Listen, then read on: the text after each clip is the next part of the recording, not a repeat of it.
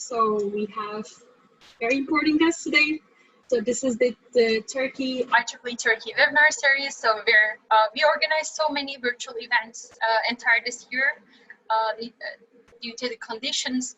But this is the first event by the section itself, because all our affinity groups, they are very active. So we have organized so many events entire year from the beginning of the year. But then we wanted to host Antonio as like our leader and upcoming Region 8 director, and 2019 and 2020 director-elect. And I'm sure all of you know Antonio well, but here shortly I would like to also, just a second, here that IEEE Turkey ExCom members. Can you see my screen? Okay. Yeah, yes. You're able to see, awesome. So IEEE Turkey Executive Committee, our section chair, Fatih Hurda, and vice chair, Tunçer Baykaş, and myself as treasurer, Sima Yakar, and I will be the moderator today, and also our section members, Gözde Akar and Murat Uysal. So our agenda is here. So we will start with the welcome speech by our ExCom members, and then we will start the presentation with Antonio, and we will have the panel discussion with IEEE Turkey ExCom members and Antonio. And during this panel session, and we will also address the questions and answers that you may leave your message at the chat box. You can also ask at the very end. So like this is optional. That's why we will kindly ask you to keep yourself muted. And so this is the order today, and we are very excited to start. So I would like to welcome our section chair, Fatih Hurda. Hi everybody, my name is Fatih Hurda. I'm IEEE Turkey section chair. I feel very privileged here to host Professor Antonio Luque for our webinar. He's going to be leading Region 8 of IEEE real soon. He's currently the director-elect. And I want to put Region 8 and Turkey within Region 8 in perspective of the complete IEEE. The complete IEEE globally has, I just looked it up today, 344,000 members. That's a little downgrade from the 400,000s we're usually at, but difficult times result in difficult circumstances, but we'll all recover. Region 8 is the biggest group, not only area-wise, not only geographically, but also in terms of the number of members. 18% of the numbers, I also looked up the Region 8 population today, 62,000 out of 344,000, 18%, the largest region.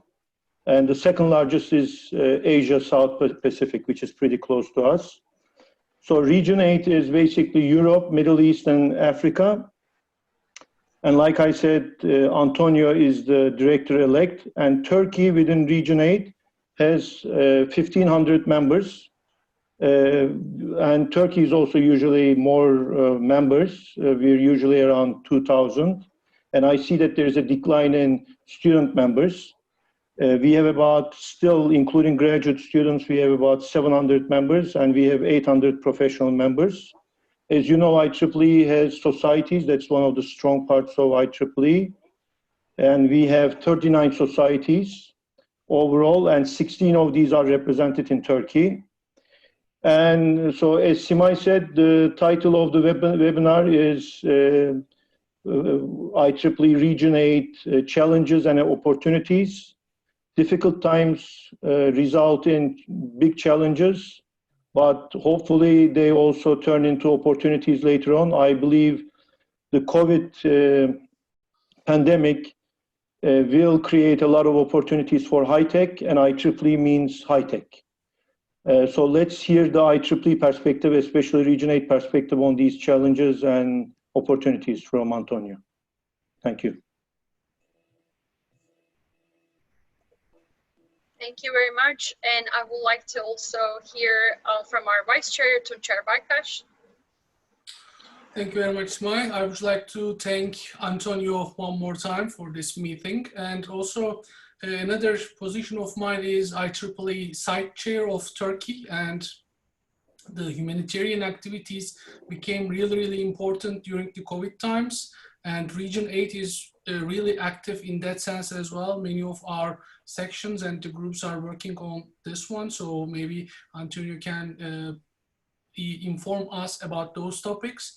Another important topic for me is actually the student activities. And as Antonio knows, the Turkish students are extremely active. They are collecting many awards around during the Region 8 events. However, they are not so active inside the Region 8 positions and so on. So maybe Antonio actually can inform us about those as well. So thank you very much again and welcome.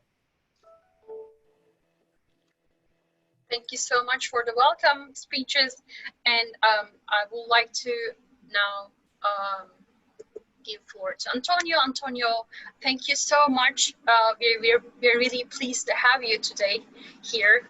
And we will start with your presentation here that you can now share. I think so. Okay, yeah. Good afternoon, good evening, everyone. It's 7:10 for me, it's 8:10 for you, I believe. And thank you, Simai, for this nice introduction. Thank you, Tuncher, thank you, Fatih, for inviting me to be here. I'm really happy to share this time with the Turkish section and with Turkish volunteers and other Region 8 volunteers and members, right? So, like in this famous and apocryphal, probably fake Chinese cures, we live in interesting times, definitely, right? Unfortunately, there are many uncertainties ahead and many things that we don't know. So when I was asked to participate and present a little bit about Region 8, so I thought that we maybe can have a look together at some of the challenges ahead and some of the opportunities that the current times offer to us, right? Many of these things will be common to all IEEE. Many others will be specific to Region 8 probably, or even to some parts of the region. And yeah, during this presentation, probably I will mention many things which are very internal to IEEE. I will start my slides in 1 minute. If some of the things that I will mention, maybe there are some details that for some reason we don't have time or something to go into detail, please do ask later during the question time, and I will be happy to try to answer. So my plan, let me try to share. I have very few slides, so don't worry. Yeah, here. Let me see if I can share. Wait a minute.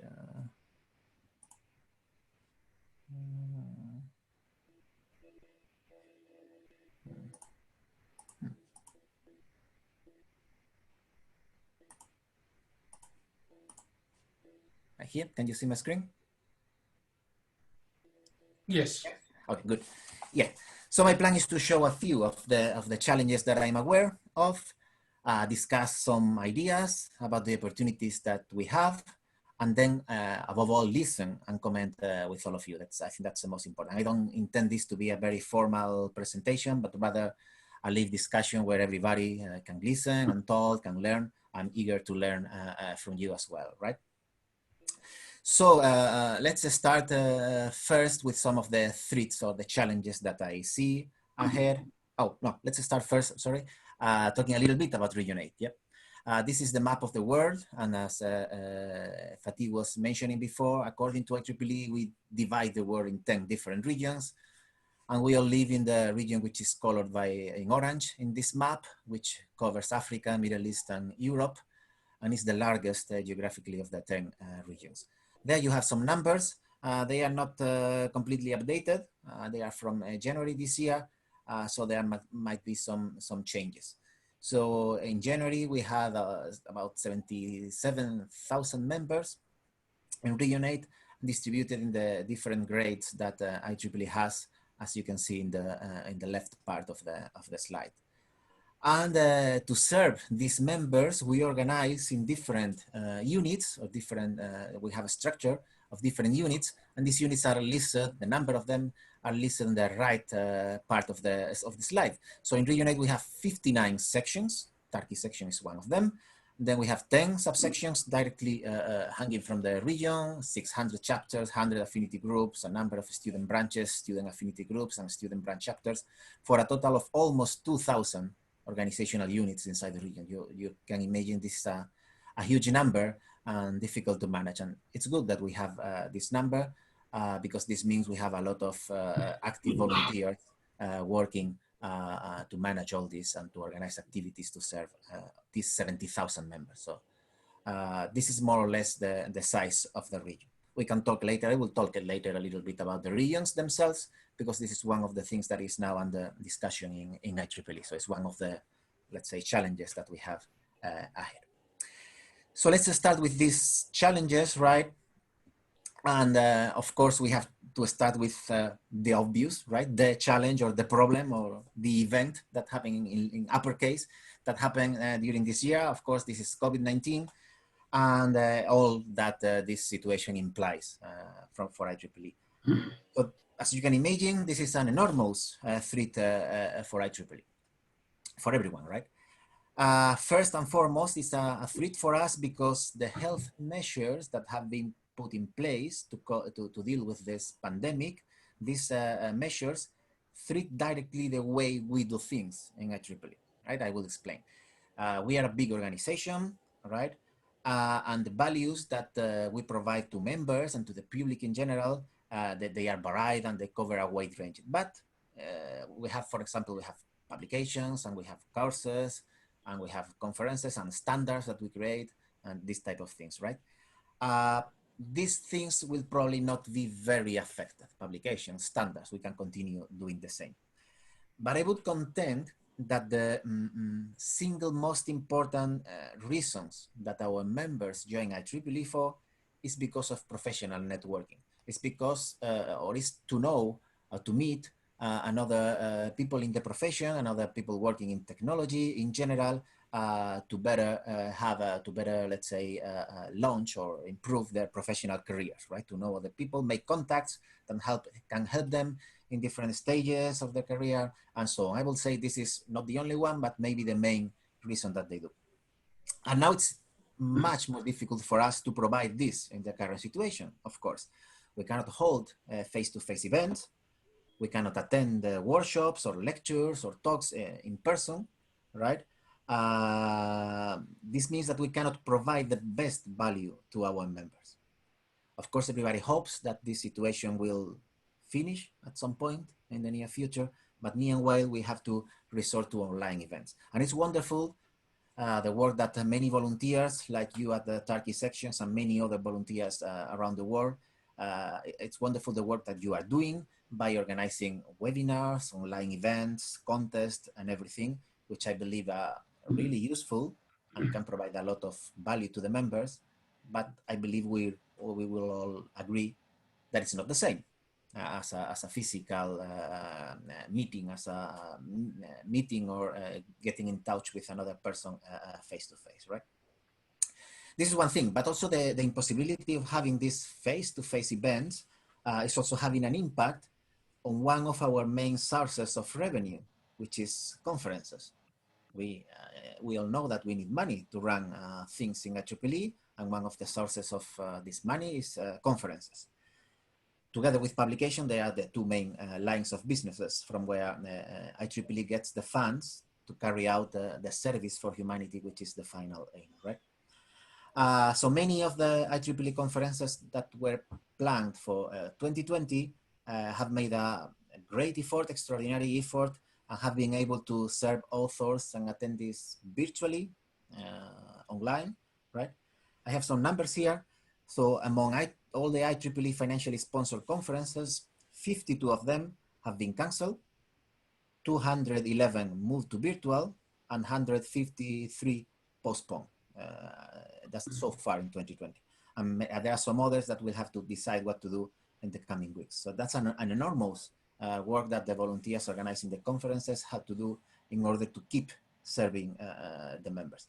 And in many cases, this has been a great success. In many cases, attendance has even grown. So they have many more attendees in these virtual conferences that they were expecting in the face-to-face ones, right? And also authors have been able to publish the papers in Explore, like let's say in a traditional conference, and this has been working very well. Many other people have been able to attend sessions and lectures that would have been impossible for them to attend in a traditional conference because of travel expenses and this cost and so on, right, in normal circumstances. So all this means that these virtual conferences have clear advantages for everyone, right? But in the bad side, revenues have been lower, of course, right? So all the registration fees got down, which is normal because the expenses were decreased. And also we have the question whether the conference business itself will be sustainable in the near future. Will people change their habits? Will people still be willing to attend conferences in person? In 2 years, in 3 years, maybe they will be not willing to travel anymore, or many fewer people will be willing to travel. I think that apart from publishing and listening to presentations, that are the things we've been doing during this year, I believe that conferences also serve as a meeting point for people. And we come back again to the networking part, right? And today it's still difficult to achieve this online, right? We can publish paper, we can make lectures and presentations. It's much more difficult to achieve this networking and informal talking with people that happens also in conferences, and we are not able to replace that yet, right? So this is a very big threat, a very big challenge that we have ahead, this COVID-19 situation. We don't know when it will end. But related to this, it's this is not the only impact that this will have. Everybody's predicting a huge financial downturn, an economic crisis when this ends, when the health situation gets better, and then we will have to cope with that as well.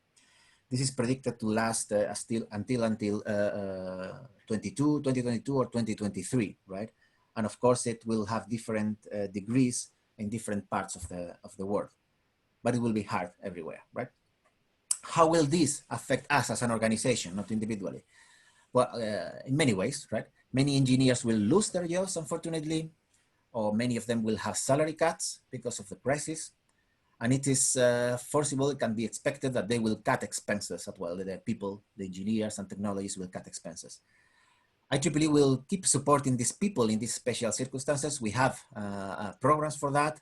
We will keep offering significant discounts in membership to those who are unemployed, to those who have a low income, and so on. But still, even if we do that, there will be many cases where this will not be enough, and many people will probably terminate their IEEE membership because of this, and this is very sad. But we have to face that that can probably happen. And also there will be cuts in public funds devoted to research, right? Even when we all know that this is a bad idea during a crisis, the past experience has taught us that it will happen, right? Governments will cut expenses in research, in science, in technology researching, and so on.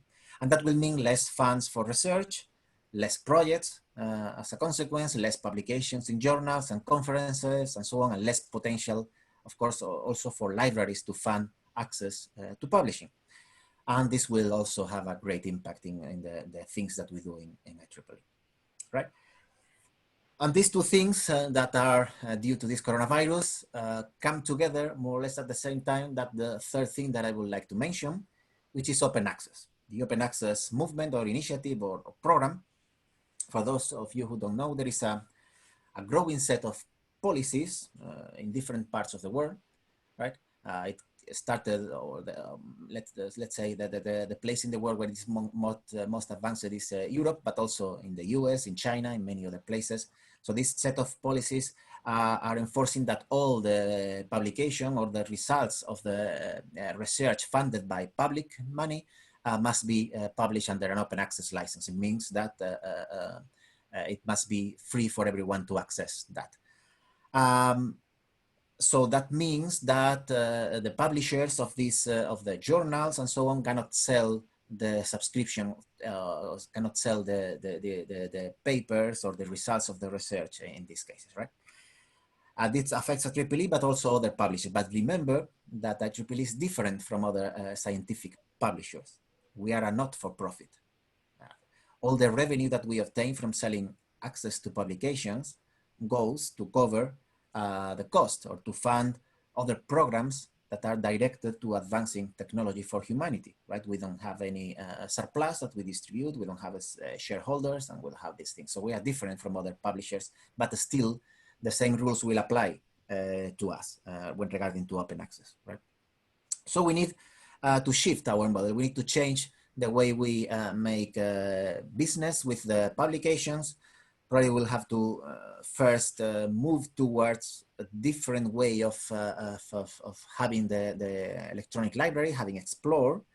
We'll have to move to read and publish agreements with libraries, where libraries and companies will pay some money for subscription to the journals, and also some money for the researchers to be able to publish under open access model. And this will be a transient, a temporary solution. But in the long term, everything will be moved to open access. We will not be able to sell access to subscription-based journals. So even if we are able more or less to mitigate this a little bit, in the long term, there will be a significant decrease in revenue for this. So that means we will have less funds available to fund these other programs that I mentioned before. So there's another thing. A fourth one, I will say it's the membership dues. Right, you know, for being a member of IEEE, you have to pay some fee, some membership due, and there is a growing pressure to lower these dues. Growing pressure from inside IEEE, especially from the members in the US. They feel we are losing members because the fee is too high. Right, we can discuss whether that's correct or not, but there is a significant pressure for the dues to go down, and that will probably happen. And I will say not in the long future, but not in the far future, but in the near future. But these dues fund significant parts of the programs that we have in IEEE. For example, they fund Spectrum, this journal that we all receive every month, and we all believe it's a great addition to our membership. It's funded by the membership dues. They also are used to fund sections, like target sections. You receive a rebate every year of some $1,000. And this comes directly from the dues that our members are paying. These dues they also fund local activities that happen in the sections and chapters and affinity groups and so on. So we'll have to think what will happen with all these programs and all these activities if the dues are significantly lower in the near future. In particular, this will affect some parts of IEEE that are directly funded by the dues, like MGA, the member and geographic activities, like educational activities. These parts are directly funded from members. So we will have to see what to do with that. And finally, the fifth item that I wanted to share with you. This is, let's say, a different style, doesn't have to do with money, like the other three, which is region realignment, right? Realignment is the term that was created in IEEE to express that the current distribution of the world into regions is maybe not the most adequate. It started by thinking that every region is allowed to elect one delegate, which is at the same time a director, and they sit on the board of directors, which is the maximum, let's say, body directing the governance of the IEEE, right? So every region is electing one director. And some people thought that the current distribution of the regions in the world maybe doesn't reflect the reality of our membership, because this distribution, this structure was thought or was designed 50 or 60 years ago, and it's still in place. And the membership has shifted a lot. 50 years ago or 40 years ago, this was an organization where most of the members lived in the US, but this is not longer true. Now most of the members live in Asia, and then probably in Europe and Middle East. So probably the distribution of the regions is not fair, right? So this will affect regions 8 and 10 Europe, Africa, Middle East, and then Asia and Pacific and Australia. And also regions 1 to 6, which are in the US, and they have had a significant decline in membership. So there is a process inside the IEEE, which is trying to restructure this, how the world looks like for the organization and how the regions are structured. This is still an ongoing process, so these things are difficult to change. They take time and it will be slow, but it's possible that this regional structure that I showed at the beginning will be completely different in the future. Who knows? It's also possible that nothing will change and we will have the same regional structure in the future. But I wanted you to know that this is one of the things that can happen, right? Can have some effect in the way that we approach our members or we organize things inside the IEEE. So I identified these 5 like the most significant challenges or threats that we have.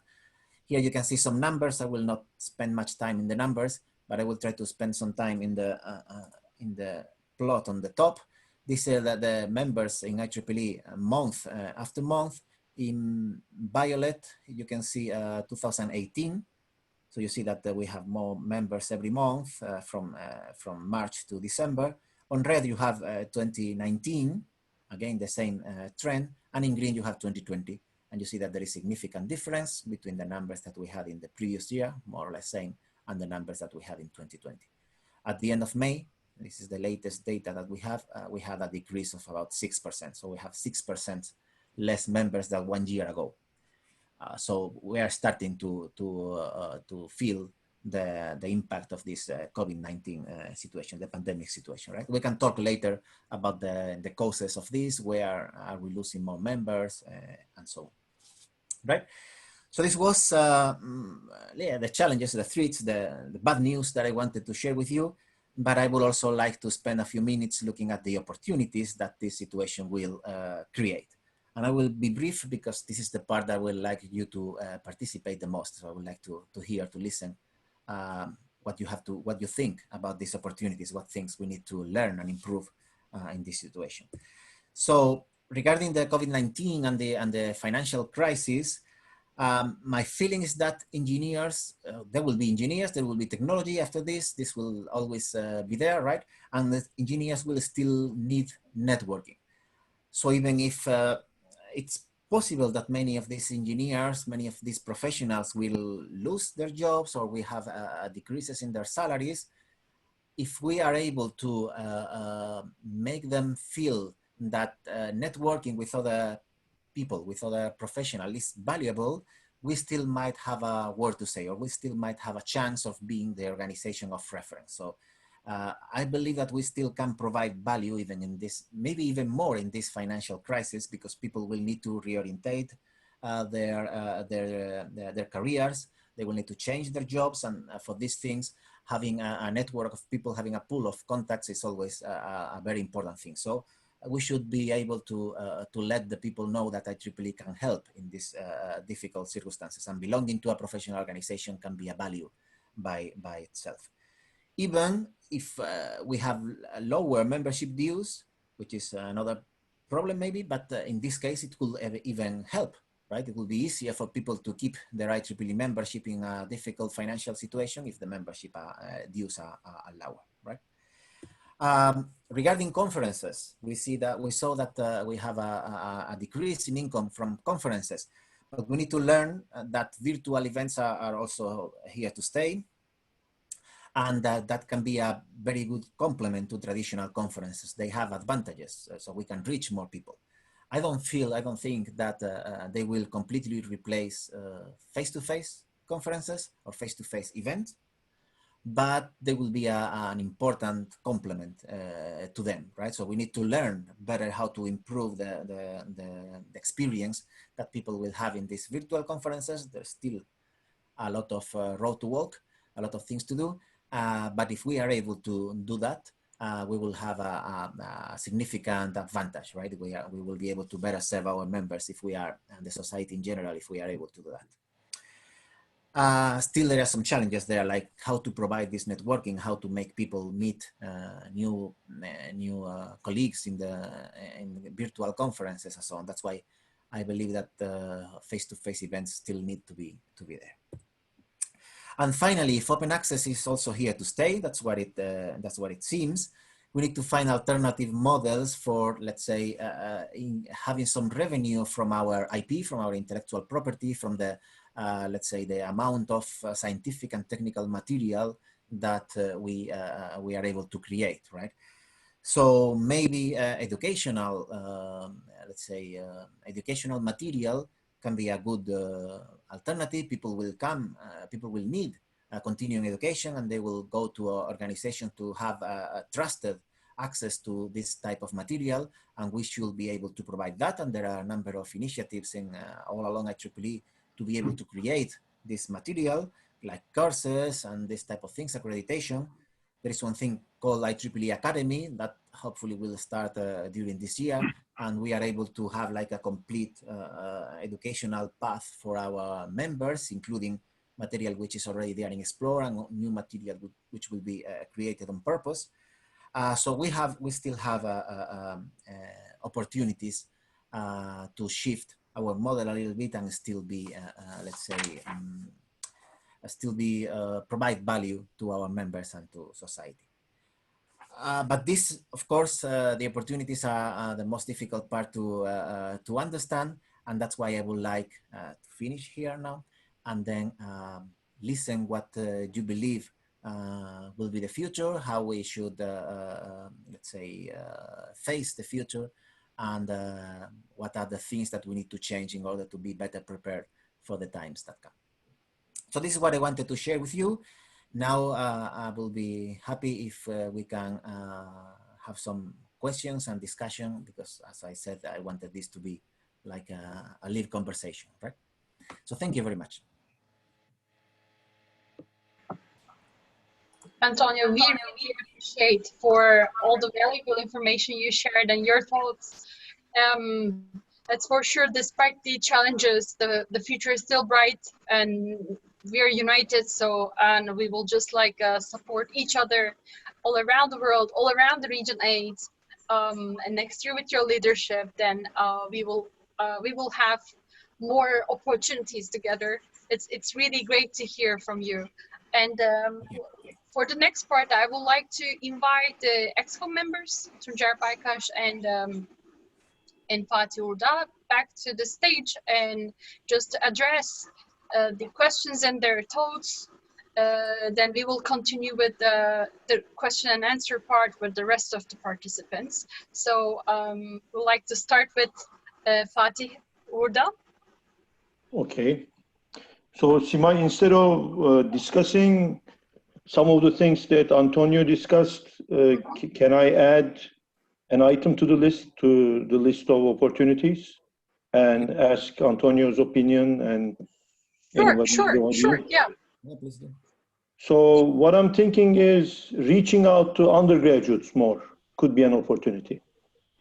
Obviously, could be an opportunity for undergrads, because looking at Turkey, basically, I would like to really congratulate them. Undergraduates are the most active. Obviously, young professionals are also active, professors are active, but the most active are undergraduates. They are part of this organization, and this organization, they realize that it's an academic organization for the most part.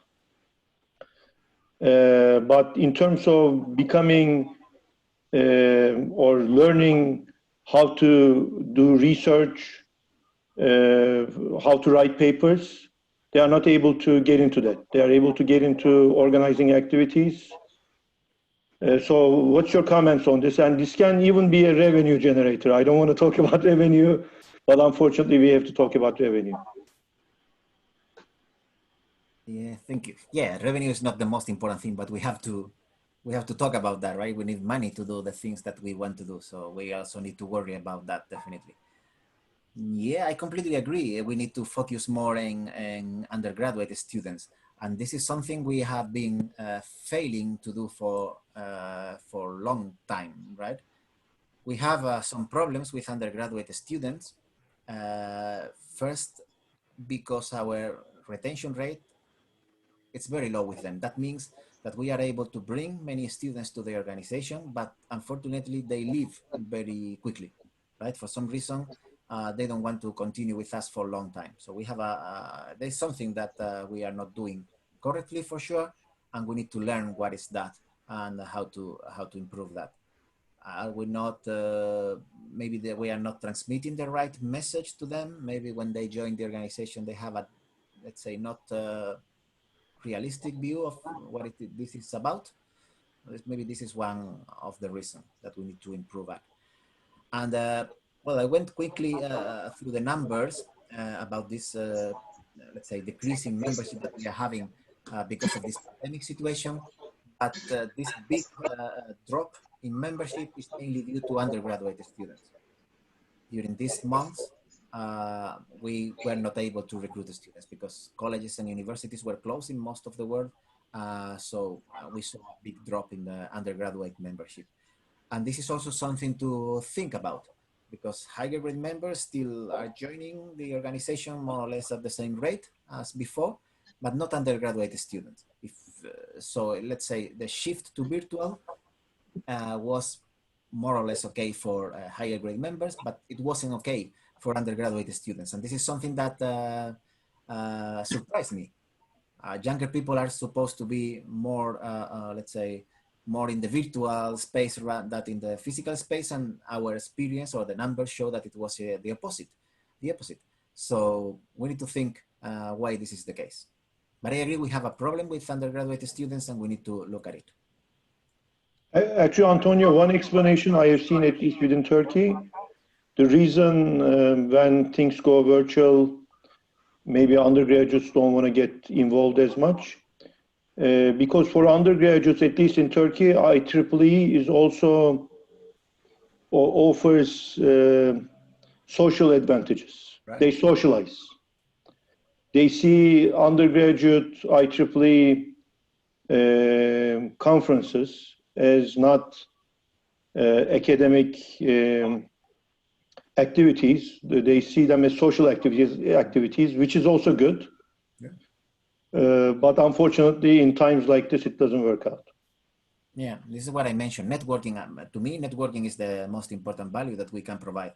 And it's very difficult to offer this networking in this time. So that's why I think we have a big problem with that. One last thing on this item. How about creating a model and reference for quote unquote undergraduate conferences? What do you mean? IEEE is the king of conferences, right? When people, at least in engineering, think of conferences, and everybody wants to have their conference sponsored by IEEE, at least technically sponsored. Mm-hmm. And undergraduates, it's very difficult for them to be part of real conferences, which are dominated by professors and graduate students. What if we created a new entity, mm-hmm. undergraduate conference, quote unquote? Okay, let me take note. You mean like they will be presenting some research? Exactly, and it will be exclusively for undergraduates. It will be similar to regular conferences, but certain aspects of it could be different. Could be a good idea.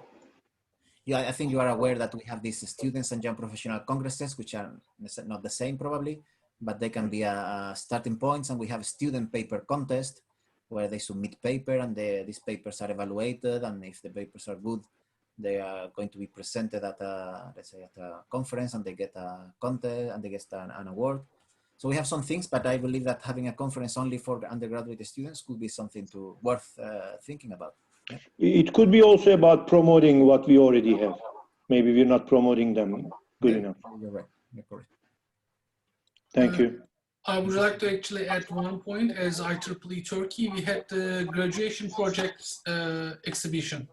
So they were doing during their normal congress and so on, but at least like we managed to do, and they can come and bring their graduation projects. Maybe that can be generalized to Europe-wise, like the most interesting or most scientific graduation projects can be shared between undergrads. That could be one idea on top of that. So you have this at the Turkey section level, right? You Yeah, already yeah, we had it last year. 2-3 years in a row, we had this exhibition, and also the hardest thing was actually we were determining the first one, the second one, and the third one. We were judging those things, but like there is one mechanical engineering project, the other one is a communications engineering project. That was the hardest part, but the students were sharing their projects there, so it was a good idea, and they were learning a lot. That's a great idea, I believe.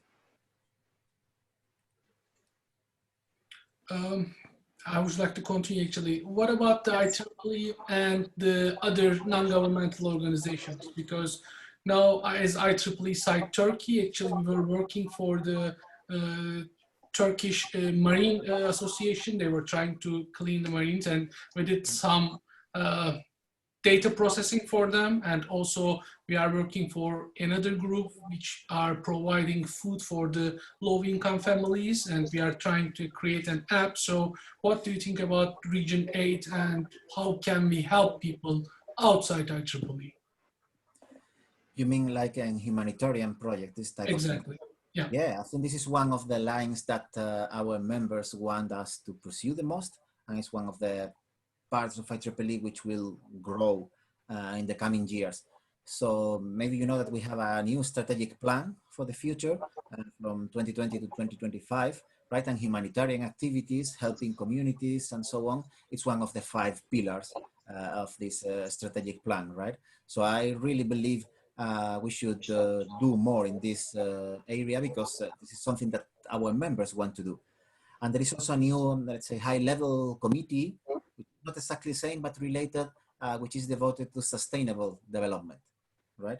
So it's also trying to do things that are for the common good, right? Yes, not our motto is to advance technology for humanity, right? And many people feel that we have been focusing a lot in advancing technology, and we forgot a little bit about for humanity, right? So we should solve that a little bit. And that's why we have these humanitarian activities. We have site groups, and they are funded, I think reasonably funded in different lines. And that's why we are also creating these sustainable development committees, initiatives, and so on. I think it's not the, I will not say it's the single thing that we should do, but it's definitely one of the things that we should do at the IEEE level. Thank you. No. Thank you so much. And Are we going to take questions from the audience as well? yes, before moving to that part, do you have any other thoughts and comments, or can we move to the questions? Actually, let's move to the questions. Okay, so we can still keep asking our questions, and this is a great time. And I'm seeing a lot of great friends all around. Region 8 also is not all the participants from Turkey, and thank you for being here. It's great time to ask your questions. So first, I received a private questions to forward Antonio from Hüseyin Yapıcı, is one of our past student representatives of Turkey. He's asking I'm convinced that we have many talented people in Region 8 that are willing to volunteer their time and efforts. I plan to make every effort so that they feel welcome and new volunteers, as you said during your election period. So how can I be a volunteer and part of Region 8 team? So he's asking to learn how to get involved in Region 8 committee. Okay, I think that's quite easy. Send email to me. Tell me what you would like to do. What are the things that you believe you could contribute? What are the areas that you feel you can help and you can provide support? And we will be happy to integrate you in one of the many committees that we have. We have a lot of work to do. This is very clear. So there will be no lack of work, and we have many things to do, and everybody's help is welcome. So yes, please send email to me, and I will try to compile a list of all the people who wants to volunteer, and we're really happy to integrate as many people as possible. That's easy. That's really easy. And we have many volunteers. I can see the list as well, and we have many volunteers. I can see here that also participated in Region 8, and maybe they can share their experience. I don't want to ask the moderator because I know she is also volunteer, but there are other people there. Maybe they can share their experience and see whether they can also help others in helping Region 8. Sure. And actually, this is a great time also now, since we moved to the questions and answers part. You can either leave your question to the chat box, or if you want to raise your hands or turn on your camera and unmute yourself, you can directly ask your questions. Please don't hesitate to ask. So we're gonna have one question from Chair of UK, who's Mona, and Hi, Mona. she will ask the question very shortly. So meanwhile, I receive another question from Hillary from she's YP chair of South Africa, and it's true that conferences are excellent for networking. Now that is becoming virtual, how can we still stimulate the networking component, or else attendance will lack the incentives? This is a question for me, I guess, right? Yes, this is direct. I would love to have an answer to that. How can we stimulate this networking? So I can share my experience, right? What I have learned during these months, but I don't think I have a definite answer, unfortunately, to that, right? So when we started, I'm also involved in a number of conferences in my society. I belong to the Industrial Electronics Society, and I'm involved in organizing a few conferences. And when all these things started, everybody was surprised, and we needed to do something because everything was a mess. And the first reaction was just to have the sessions in the conferences where the people present papers and move that online, and that's basically it, right? So I agree it's very difficult to do this networking, to meet the people in these circumstances. Yes, when you have like 5 papers presented and another 5, and that's it. That doesn't work. But yeah, at the moment was the best that we could do. But then after that, we started doing different things. And now I have heard that some conferences are trying to do social, let's say, social events or something like that in parallel to the technical parts. So they organize like small contests where people meet together virtually online on some platform and then have a contest. Maybe sometimes it's technical, like they have questions, and sometimes people need to introduce themselves a little bit, talk 1 minute about what they do, what is their research, meet other people. And they also try to organize games, online games, where people can also chat a little bit with each other and so on. So they are trying this type of ideas, having the most, let's say, the most similar experience to a conference where you go out of the room after a presentation and you meet people during the coffee break and chat a little bit, which is the thing that we really miss in the conferences. But I would really like these things to be the same as in a physical event, in a physical environment, right? But they are not. So any ideas that that we could try will be more than welcome, because I don't think that anybody has the answer as of now. But maybe we will find something good in the near future. I really hope so. Awesome. Thank you for sharing. And Hilary also say thank you. And we have another question from Izet Calais. Would you like to share your comments or questions by yourself? So I can give a floor. Oh, unmute your. Yep, indeed. I thought I had it controlled on the space bar. It didn't work. It's an interesting talk, Antonio. Thank you very much. And lots of worrying times ahead, but lots of opportunities too, because these difficulties have created opportunities, in my opinion, and I'm observing them. The last comment from Fatih was about undergraduate conference. Indeed, we have dedicated PhD conferences, for example, in the circuits and systems arena. We've got the Prime conference, which has been going on for many years, and it's very successful.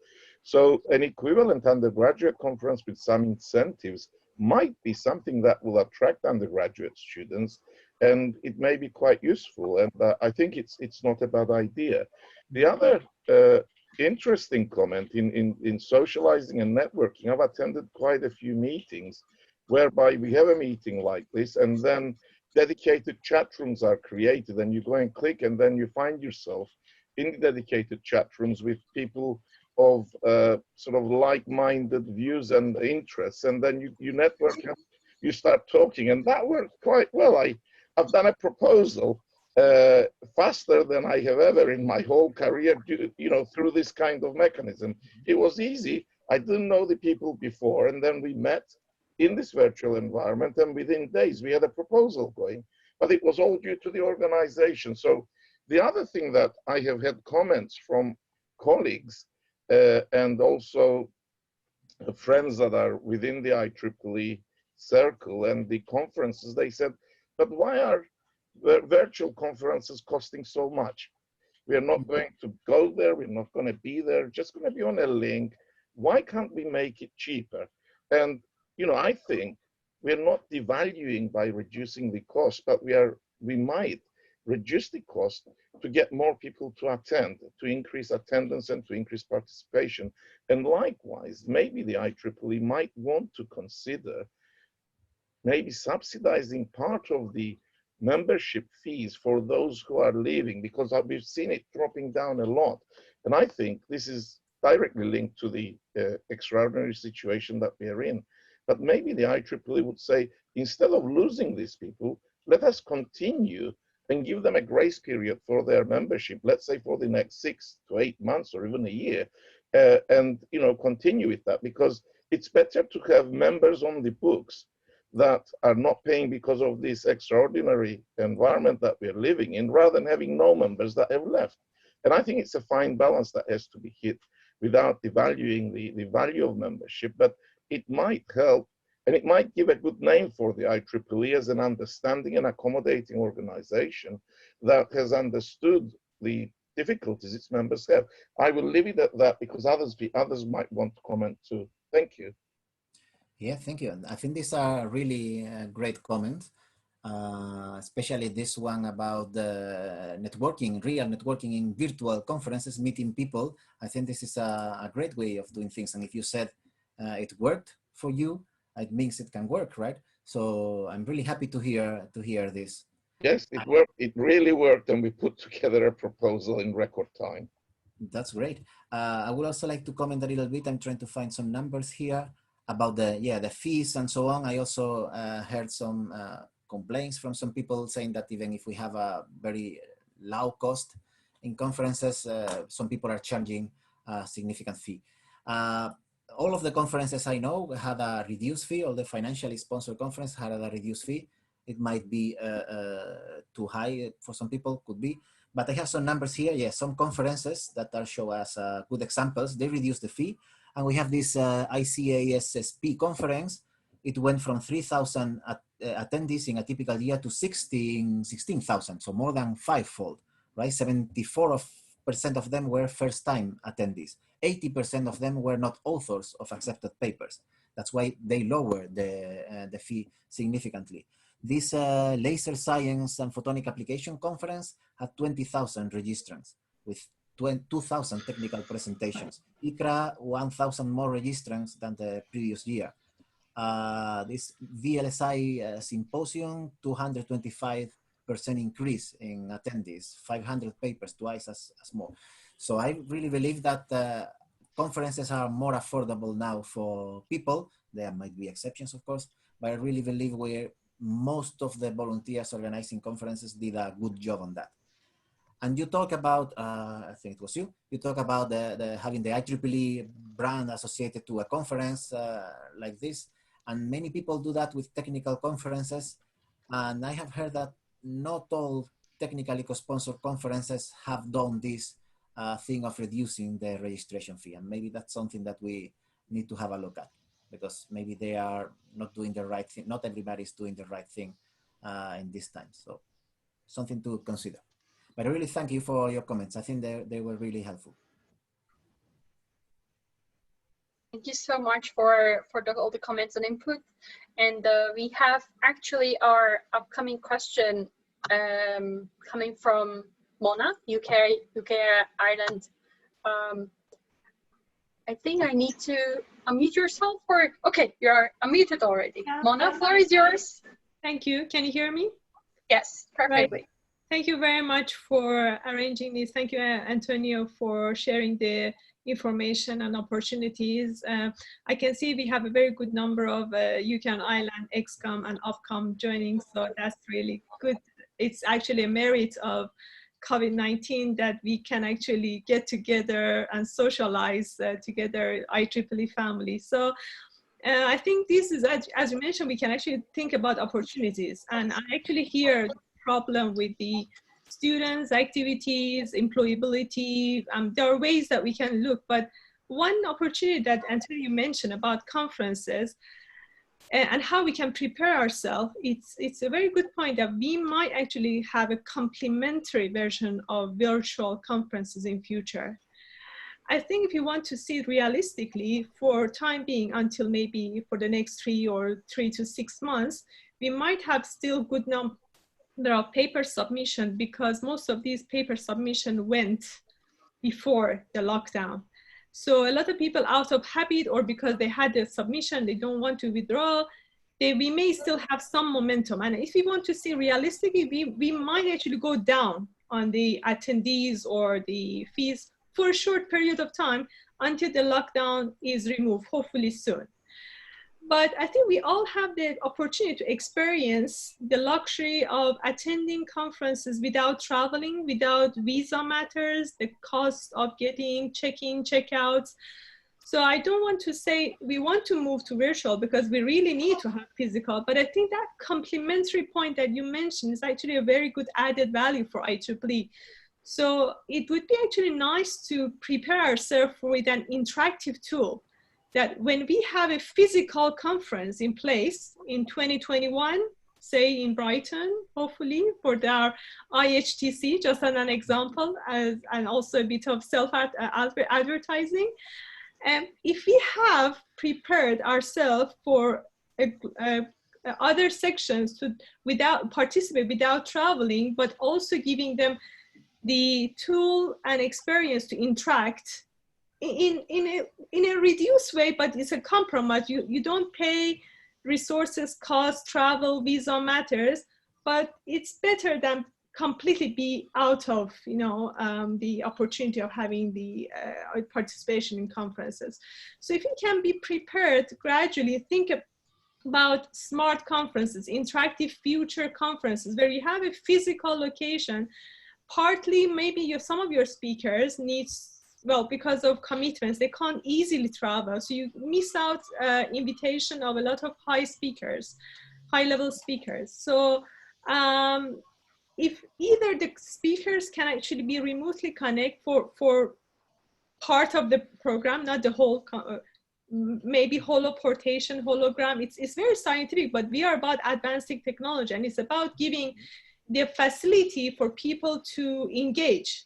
And also maybe different time zones, having these interactive tools will allow people to join partially the topics of their interest, plus the recordings and everything. So traditionally, when we had the conferences, all the flagship conferences usually go with 2,000 attendees. That was a good record, 2,000 to 3,000. But that was it. That was the capacity. The upper band for us was the capacity of the venue and the costing and everything else.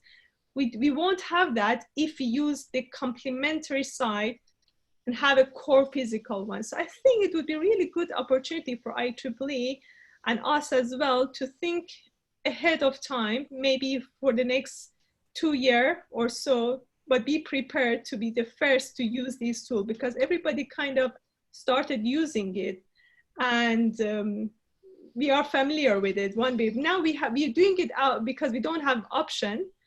But at the same time, it's not as nice as being in Turkey and have a nice cup of tea and small baklava, but it's something that we wouldn't have unless it was because of the experience and the interactive social tool that we have. Yeah, so I think we need to take the opportunity, and I appreciate that you highlighted the stats, and this might be something Region 8 has provided a lot of good guidelines for us, which I know the conference coordination has provided, but this is something we also experience within our section. And I think we can work together as part of Region 8 with the the direction of yourself and Magdalena and the other rest of Upcom, that we can actually have a pave through the COVID-19 for future opportunities.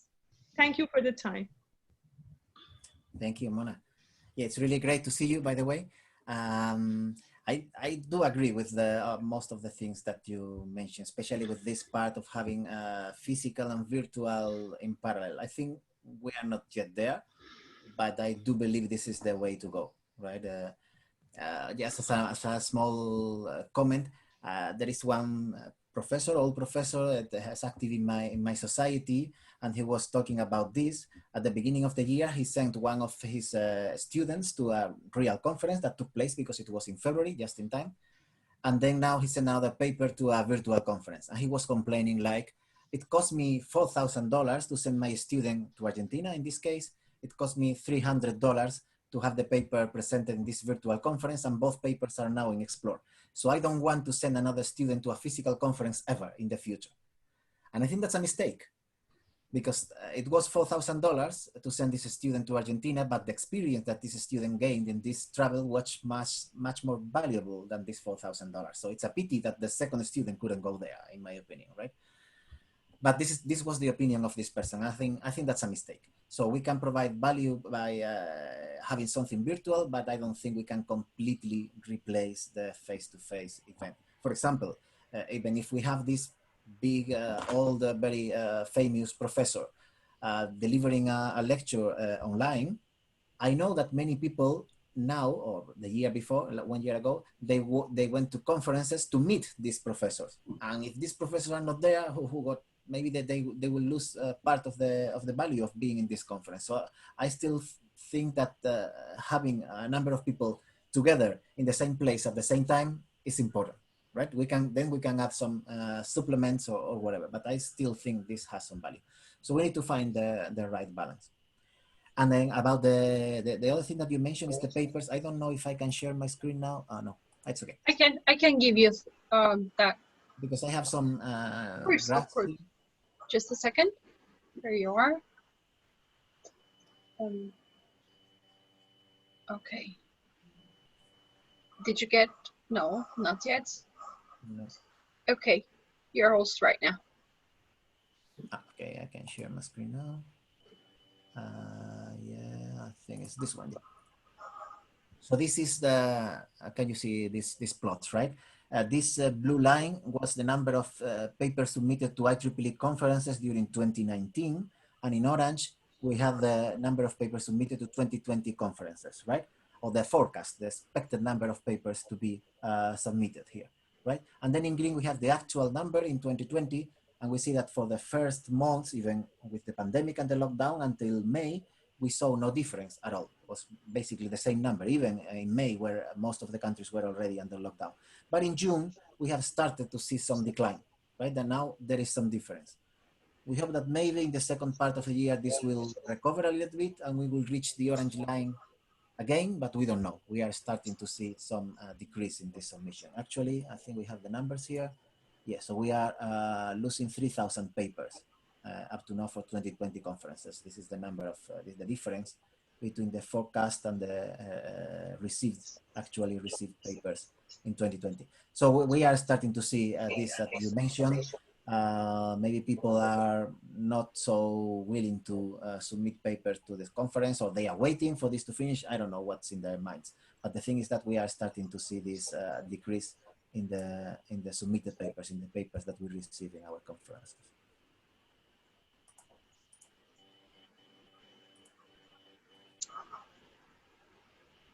Thanks for sharing. And we have actually a couple of more other questions. An upcoming one is coming from our Young Professional Chair of Turkey, Ömer. So floor is yours for your question. Thank you very much, Simay. Thank you for this wonderful event. Dear Dr. Luke, okay. I was elected the new Young Professional Chair in the last December. And in the new term, we have a different vision. In this new term, we plan some technical webinars and some technical panels and professional panels. And also we plan some workshops. And I would like to introduce our vision, promote our vision to IEEE Region 8 and the other affinity groups via the Region 8. And I sent an email to IEEE Region 8 News. However, I haven't received any response yet. I think we need an active platform to share our news because as I remember, we have more than 50 affinity group in Region 8. Instead of searching for each affinity group one by one, I think a more active platform like Region 8 News or another active platform will be more beneficial for us to learn the news from the other affinity groups, and this will be this will help us to help us improve our performance. I think young professional is one of the critical part of the sections. Of course, we have many critical parts because as we generally see, the students, undergraduate students are more active in their bachelor years, but after they graduate from their school, they haven't seen good examples because many of them after they graduate their schools, many of them start to focus on only their job or some other opportunities, and they leave IEEE, and sometimes they didn't. They don't come to IEEE for 20 years. I mean 20 years because they come to IEEE after they became a professor or a general manager or something else. So I think we need to do more collaborate in IEEE Region 8 YP affinity groups. We have IEEE community experts webinars, and we have already organized 2 webinars with IEEE Region 8 YP, but we need more collaboration, I think, not only Region 8 YP, but also the other affinity groups. So do you have any plans about such an active platform or some other suggestions? I ask a very long question. I'm sorry, but I really wonder the answer. No, thank you for that. That's really great. Yeah, first I want to start by saying that I'm aware that you are organizing all these YP webinars, especially during these last weeks, right? I know you organized this one with Sertak by hand, right? Sertak is a good friend of mine, so yeah, I was aware of this, and I need to congratulate you and the rest of YP volunteers in the region, because I think you are doing a great job. It's they organized this one with the astronaut. So he shared some experience, and that was very successful. And a few of them have been very successful as well. So this is really great during these times. So you touch a very sensitive point, which is the lack of, let's say, dissemination or lack of communication channels that we are having in the region. And I have to acknowledge that you are completely right. So we have a problem with the communication channels like Region 8 News. I was talking in the phone with the region director 2 hours ago, just before this, and we were discussing this for 1 hour, like what we should do to improve this, because we are aware this is a problem, and I just have to apologize for that, because it's something that is not working. We will try to improve as soon as possible. It's the only thing I can say. But there are other channels that are also at your disposal and you can use. We have Region 8 Today, which is a website with news and also connected to social media like Facebook and Twitter and so on. And I will ask you to contact them to publicize these activities that you are doing. Their audience is not that high as in Region 8 News, but it's still fine. So I think you will reach most of the younger members in the region, right? And then the other thing was how to, let's say, how to better serve our young professionals. This is another thing that we need, of course, to consider, right? I don't know if you are aware about the Region 8 Student and Young Professional Congress. This is a great event that happens every 2 years. It was scheduled to happen in August, but of course it will not happen in face-to-face, but they will organize a series of virtual events as a replacement, right? And I will be really happy if you can participate, if you can contact Vinco. I know you are in contact with him for the other things, for the webinars. Maybe you can contact him and ask to be involved in the organization so that you are exposed to all the things that will happen there and also can contribute part of the program or part of the events that will happen there. So I would really like to ask you to be part of that event, and I'm sure that they will be happy, the organizers will be happy to welcome you to help. So please do that. Thank you very much. Thank you. Thank you for the question and in the input from young professional side, and for your answer, Antonio. And we're actually wrapping up shortly, and we're addressing the last two questions. So this is just a last call. Maybe you have any questions, so we can address one more, but we have just last two questions so far. So, and here I'll start with Ismail Ar's question. So he's asking, I filled out a nomination for, okay, would you like to ask by yourself? Sure, to avoid that would any... be nice to hear from you, yeah. First, I'd like to thank Antonio for making this great meeting possible. I'm also at Özün University with Dr. Fatih Urda. I also represent the Entrepreneurship Center in the university, and I was happy to see a Region 8 initiative for entrepreneurship ambassadors. And I was just wondering if this is something that Antonio was planning, is aware of, is endorsing, because it was quite exciting for us. We have students who are riding this wave of entrepreneurship. There's a lot of momentum in the engineering students because of the abundance of venture capital, angel investors, and so on. They all want to be entrepreneurs. They have startups. So as IEEE, can we leverage this momentum to attract more students, basically? And can we be ambassadors of this good initiative, is my question. Yeah, I know this entrepreneurship initiative is being handled at the Region 8 level. It's being handled by the young professionals and the Action for Industry team. So they are working together in this thing. I'm not aware of all the details. So I don't know if the things were a little bit slowed down because of the pandemic or not, or they are more or less running at the same speed. I'm not sure about that. But I know this initiative is there. I know that they were sponsoring, they called Quarantine Hackathon during the lockdown. This was organized by the humanitarian activity people in Egypt. And so they had like a contest, and students were able to submit their ideas on how to help to fight COVID-19 and how to help stopping the pandemic and so on. So they selected a number of projects, and I know they have been funded. I know because they transferred the money, I know 2 days ago or something like this. So I remember this. So this is one of the things that they are organizing. I'm not aware of all the details, but I think you should contact, again, Vinco Lesic from Croatia. He's the in charge of that, and he will be able to help definitely. If you, okay, thank you. Yeah, Vinco. Sure, we have his email. Yeah. You have his email. Okay, wonderful. Yes, so yes. He will be able to help. Thank you. Thank you very much. And so one last question. So from Göktuğ Poyrazoğlu, the question is to our section chair.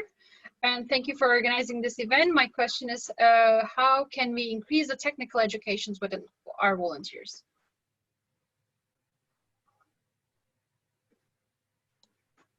I will give it like Turkey perspective on it. Possibly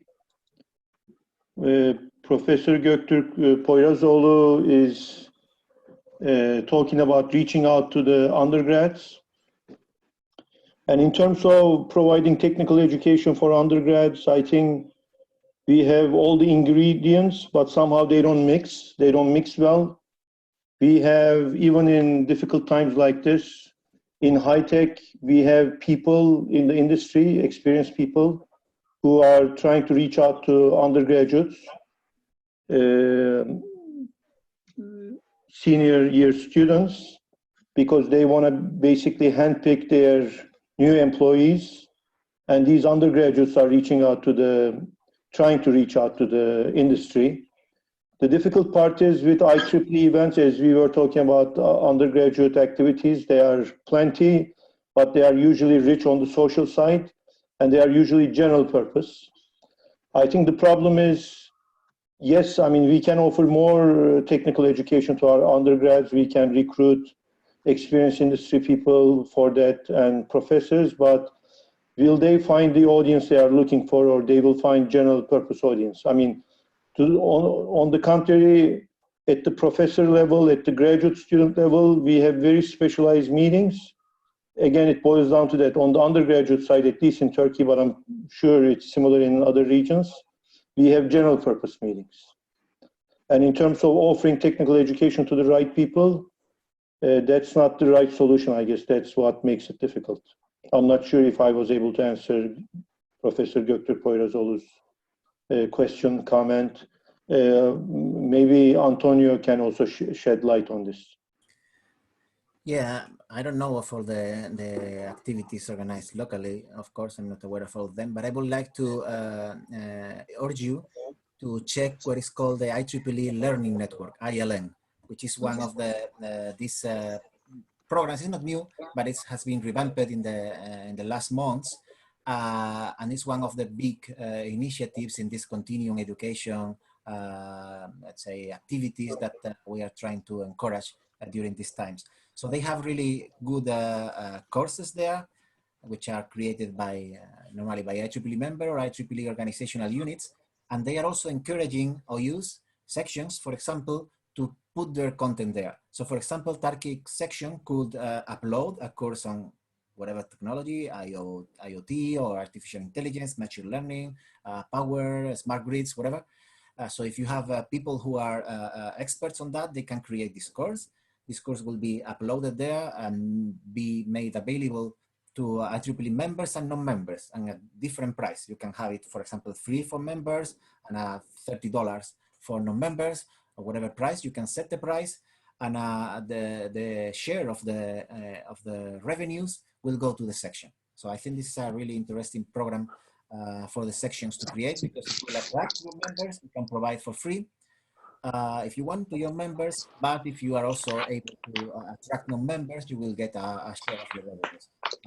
So I would like you to check this. The IEEE Learning Network, ILN, and you can Google that, and you will find the page, and you will find the list of courses and so on. And there is significant discounts from time to time.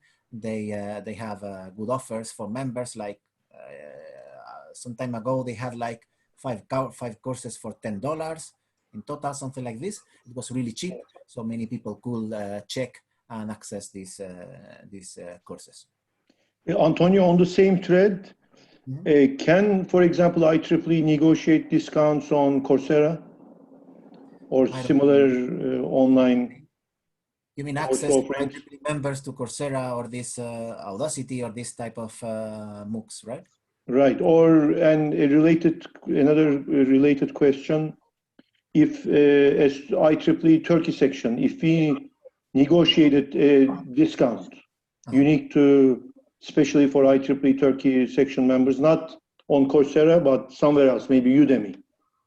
Yeah. Are we allowed to do it, or we're not? There is a committee which takes care of that thing. It's called the Membership Benefits. Membership Benefits is MBAC, Membership Benefits and something, whatever, committee, right? It's chaired now by one person from Region 8, Kostas Tasopoulos. So maybe you can contact him just to be aware of the details. So I know that every few months they come with new benefits, like they have like this arrangement to have cheaper licenses for something. Right now they approved discount on licenses for Mathematica software for IEEE members. So you called it membership benefits? Membership benefits and something which starts with A. Let me check. It's MBAC, but I don't remember the A. What's the meaning of the A?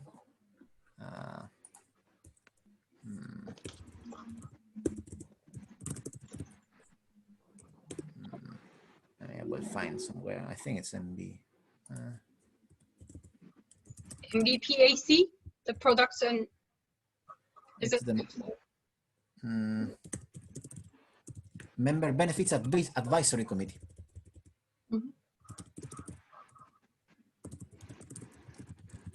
Yeah.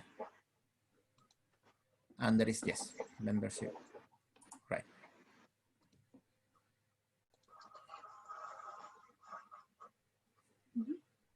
And then maybe I can find the, do you have the address for Costas?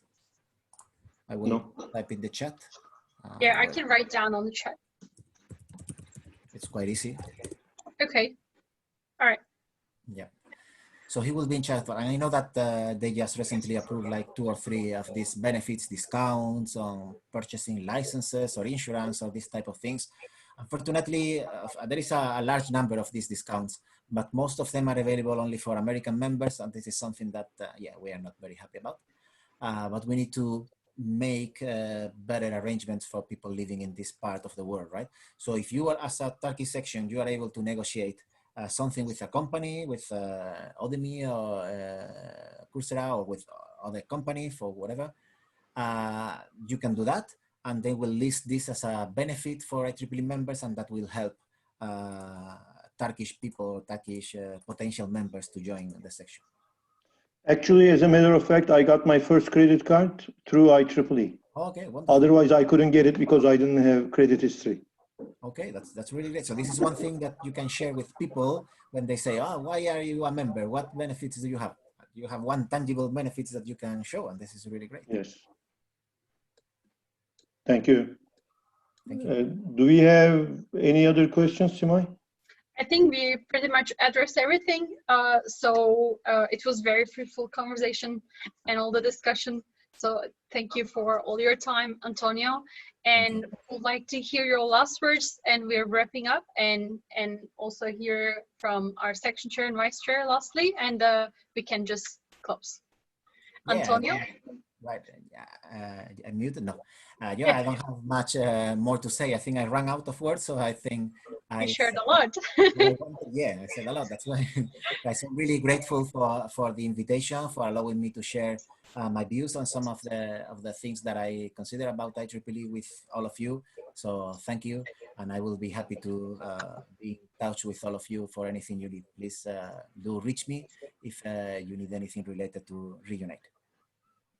Thank you so much. So last words from our Simay, thank you for organizing it. Antonio, thank you for being here and for doing this for us. And especially thanks to all of you for being here. Hope to do this again in the near future. And see you again. In person, hopefully. So much, and in person. Yeah, I would like to thank you all. Thank you, Antonio. Thank you, Sumay. Thank you, Fatih Hurday. And then our actually YouTube channel is now open, and we are going to continue. So please actually subscribe to IEEE Turkey YouTube channel as well. Thanks a lot. And upcoming week, next week, we will host another guest, who's John Day. So John Day will be our guest. So we will also share this information. We will happy to see if anyone wants to join. We will continue with a few more events in the future. We will update, and it was really great to have you. We are so pleased to have you, Antonio, and everyone. Thanks for watching and being here. So before closing, if anyone wants to open the video, and I will take the screenshot as like a memory from this call. Is it possible if you want to open your camera and just like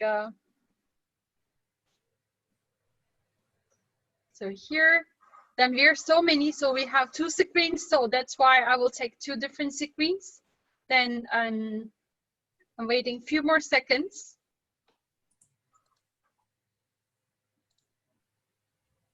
Just to make sure everyone is ready for the screenshot. I will take 2 different ones. The first one is coming. Just a second. 1, 2, 3.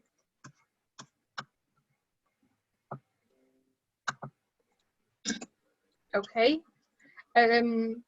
Two more for each. Another one. Shall we say IEEE? Yes. Oh. And IEEE. IEEE. Okay, I couldn't capture everyone at the same time. One more. One last. IEEE. All right, I hope I capture everybody at the same time because it's moving, but I tried to have several. Thank you so much for being here. Thank you, Antonio. Thank you, everyone, again. Have a great night. And Thank you. see you next time. Thank you. Bye. Night, everybody. Bye. Bye.